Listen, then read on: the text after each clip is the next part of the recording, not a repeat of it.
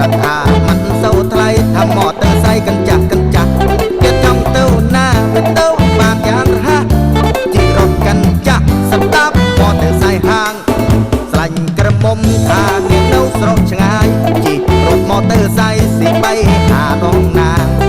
แม่เนียงใส่เคยมอเตอร์ไซค์ห่างปัดโถเจ้าอย่าสีหวังเชิดมาทางมออาจจะแค่ต้องมามี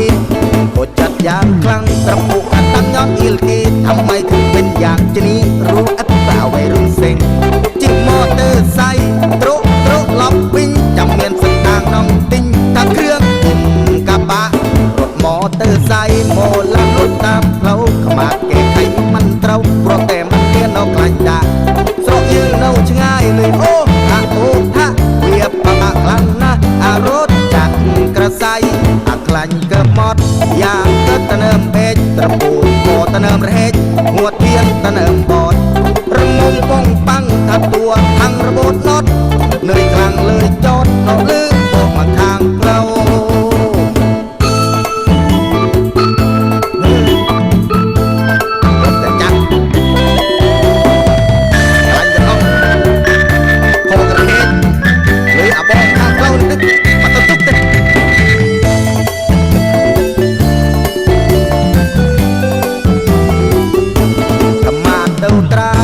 แต่รถมอเตอร์ไซค์ราคามันเศร้าไทยทำมอเตอร์ไซค์กันจัก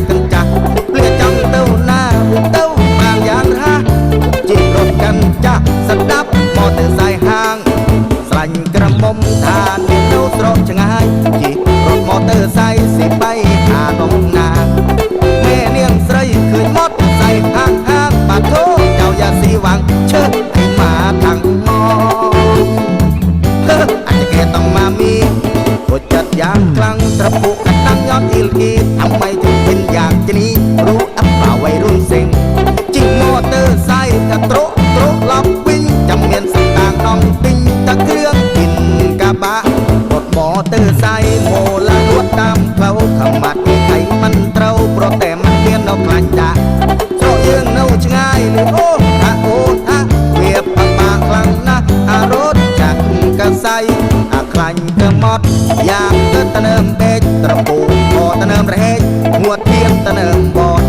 ระมงปุ้งปังทัดตัว